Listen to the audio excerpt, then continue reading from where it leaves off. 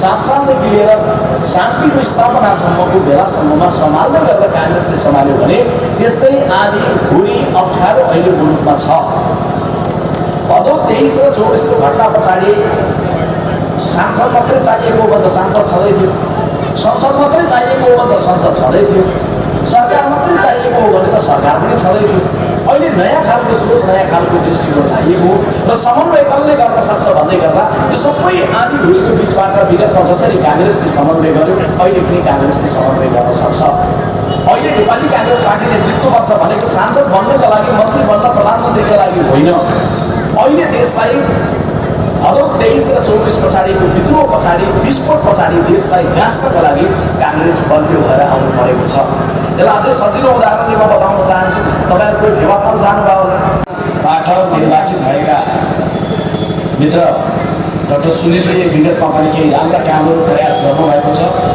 समय कति बेला लागिरहेको हुनसक्छ कि सुनिल शर्मालाई जिताइसके पछाडि कतिवटा काम त भएन, एउटा 5 वर्षमा सबै काम हुँदैन। यो पटक जित्ने बित्तिकै अब यो क्षेत्र चाहिँ स्विजरल्यान्डै भइहाल्छ भन्ने कुरा पनि बिल्कुलै होइन।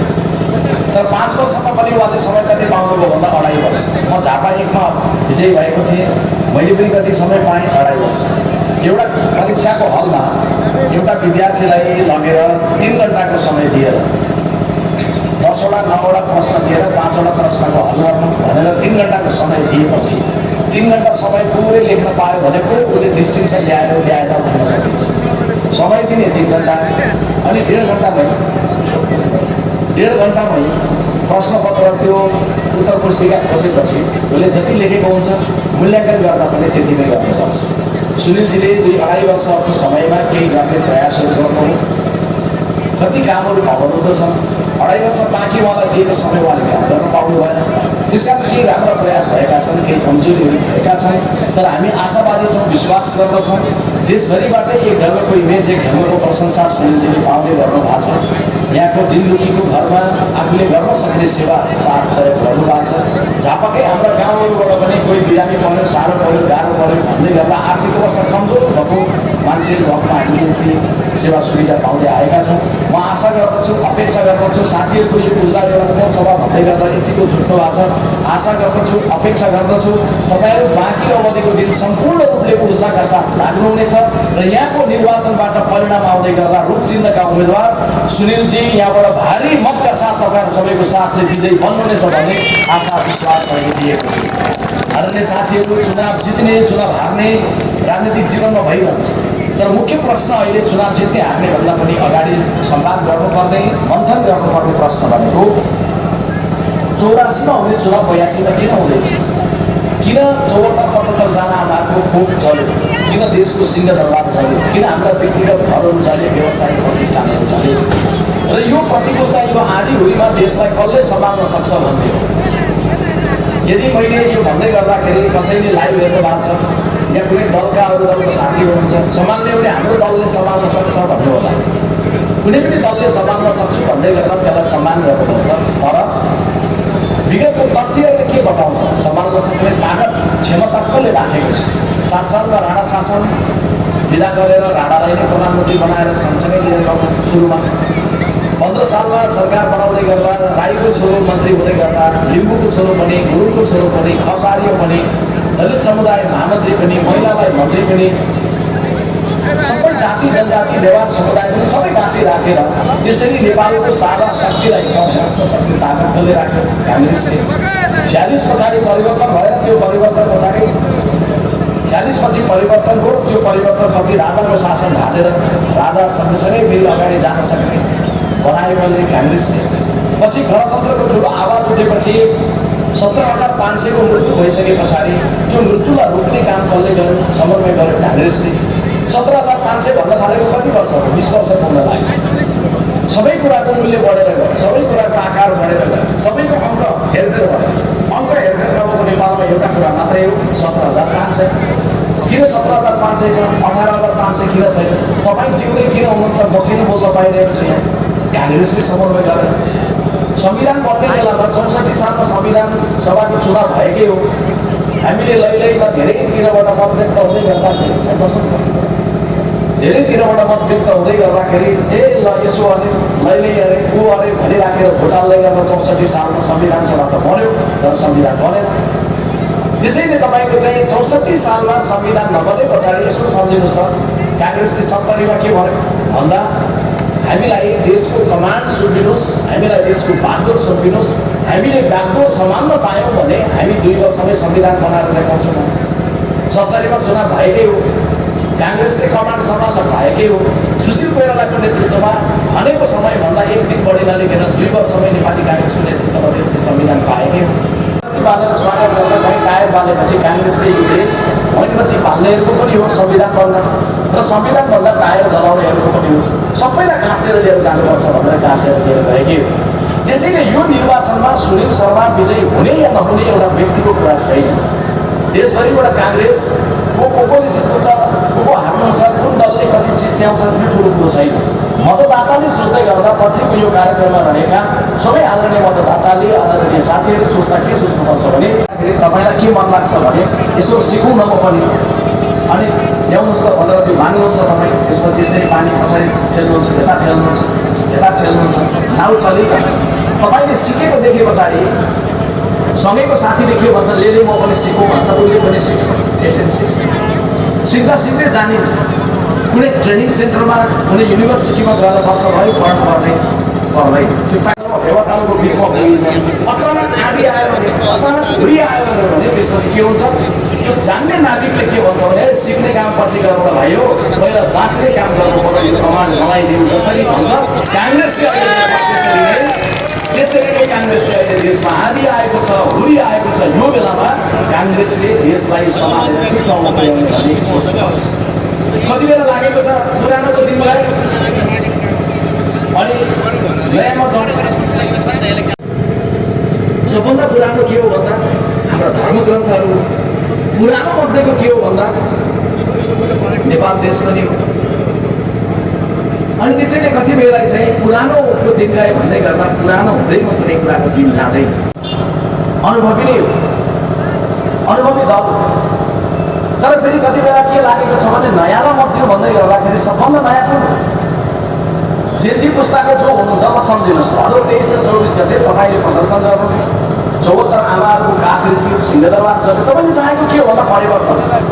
त्यो परिवर्तन केमा चाहेको? सरकारमा परिवर्तन, राजनीतिक दलहरूमा परिवर्तन, प्रशासनमा परिवर्तन, विकास निर्माणको गतिमा परिवर्तन, समाजमा परिवर्तन। यो सबै परिवर्तन एउटा घोषणाले, एउटा निर्णयले हुन सक्छ भन्न सक्दैन।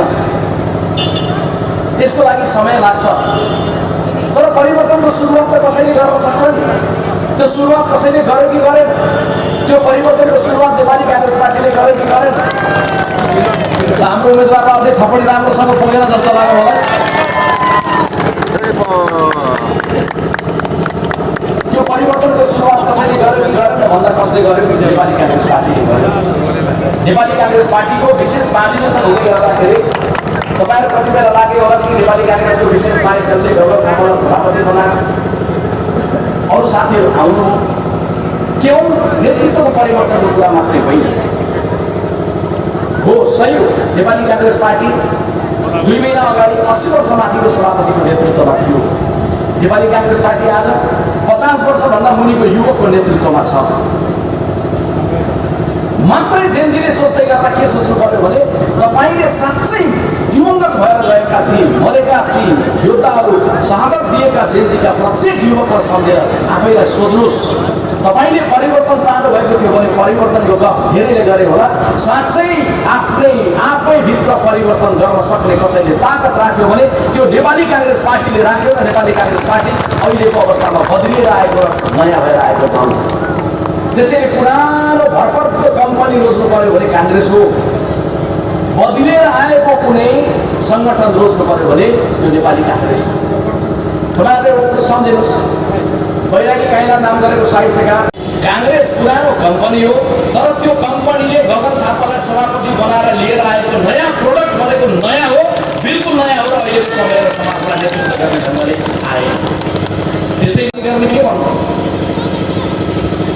अगर तुम इस दुनिया को बदलना चाहते हो तो सबसे पहले अपने आप को बदलो। तुम अपने आप को बदलोगे तो ये दुनिया खुद ब खुद बदल जाएगी। त्यत्रो जीवन गुमेको छ, त्यत्रो संसद भवन सिंहदरबार जलेको छ, त्यत्रो आमाका कोखहरू रित्तिएका छन्, देशभरि यत्रो ध्वंस भएको छ, देशले नयाँ परिवर्तनको अपेक्षा गरेको छ, अनि हामी आफै परिवर्तन हुन सक्दैनौँ भने देश बदल्छौँ भन्यो भने त्यो कति सत्य र सही हुन्छ।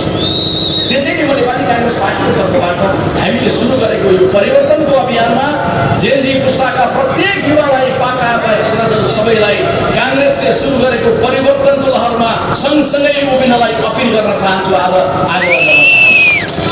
त्यो परिवर्तनको यात्रामा सुरु हुँदै गर्दा नेपाली काङ्ग्रेस पार्टीले आफूको बदलाव यो अन्तिम सोच्दै यो सुरुवात भएको छ, विषय प्रवेश भएको छ, श्री गणेश भएको छ। अब पद्धति भयो, चुनाव हुने, नयाँ सरकार बन्ने, पुरानै प्रधानमन्त्री रहने पद्धति, चुनाव हुने, नयाँ सरकार बन्ने, प्रधानमन्त्री फेरि कुनै पुरानो अनुहार हुने पद्धति, एक्जिट पोलिसी भएन, को कहिले बाहिरिने भन्ने भएन। त्यसैले काङ्ग्रेसले विशेष महाधिवेशनबाट निर्णय गरेको छ, अब यो देशको प्रधानमन्त्री कोही पनि बन्नुभयो भने केवल 2 पटक बन्न पाउनुहुन्छ।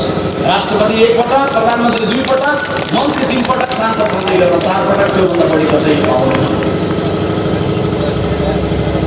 जतिसुकै लोकप्रिय बन्नुहोस् प्रधानमन्त्री, अपिल गर्न चाहन्छु, मिडियाका साथीहरू पनि हुनुहुन्छ, बौद्धिक साथीहरू पनि हुनुहुन्छ, यो निर्वाचनमा जानु पूर्वले बसौँ, एउटा संवाद गरौँ। 75 वर्षमा कोही पनि प्रधानमन्त्री लगातार 5 वर्ष टिक्नु भएन। यस्तो सहमति र यस्तो संवाद गरौँ जसबाट अब बन्ने प्रधानमन्त्री 5 वर्ष टिक्न सकोस्। संस्थागत निर्णय गरौँ न, सबैको संवाद भयो। तर मैले प्रस्ताव गर्न गरेको छु, जुन राजनैतिक दलले प्रत्यक्षतर्फबाट बढी सिट ल्याउँछ, जुन राजनीतिक दलले समानुपातिकबाट बढी सिट ल्याउँछ, जुन दल पुरा ठुलो अरूभन्दा ठुलो बन्छ, त्यो दललाई पुरा 5 वर्ष सरकारको नेतृत्व गर्न दिएर दोस्रो दल र तेस्रो दल र बाँकी दलहरू विपक्षमा बस्ने गरी हामी सहमति गरेर जाउँ। त्यसो भन्दै गर्दाखेरि ठुलो भएको दल ठुलो त बन्ला, तर बहुमत पुगेन भने के गर्ने? त्यो अवस्थामा विनर्स टेक अलको थ्योरी बमोजिम समानुपातिको सूचीबाट नपुगेको सिट सकेर दिन तयार हो। के अरू राजनीतिक दलका साथीहरू तयार हुनुहुन्छ? सबभन्दा ठुलो दल तपाईँहरू बन्नुभयो, अरू कोही बन्नुभयो भने 5 वर्ष तपाईँहरू चलाउनुहोस्। 5 वर्ष कुनै आलो पालो भनेर सुन्छौँ हामी कतिपय दलमा, आलो पालोको कुरा नगरिकन, आलो पालोको कुरा नगरिकन तपाईँहरू आलो पालोको कुरा नगरी 5 वर्ष आफ्नो प्रधानमन्त्री चलाउन दिनुहोस्। नेपाली काङ्ग्रेस पार्टी दावा गर्दैछ, देशभरिबाट आउँदै गरेको लहर जुन छ त्यो लहर बमोजिम नेपाली काङ्ग्रेस पार्टी सबभन्दा ठुलो दलको रूपमा आउँदैछ, बहुमतको आकारतिर लम्किँदैछ। कति बेला मैले यसो भन्दै गर्दा हो के त भन्ने पर्ला। 1.5 महिना अगाडिको रिपोर्टर अनुसार 18-20वटा सिट मात्रै देखिन्थ्यो, सही कुरो। अहिले काङ्ग्रेस मात्रै जुटेको छैन, काङ्ग्रेसमा नआएर पनि अरूबाट शुभेच्छा राखिरहेका हजारौँ नेपाली आमाबुबा दिदीबहिनी दाजुभाइ समर्थन गरिरहनु भएको छ। समाचार पढेर हेर्नुहोस्, काङ्ग्रेसको सभापति गगन थापाजी र म काठमाडौँमा केही दिन अगाडि छलफल गर्दै थियो। एउटा टेलिफोन आयो, एमालेको चाहिँ नेता रामवीर महानन्द भेट्न चाहनुहुन्छ।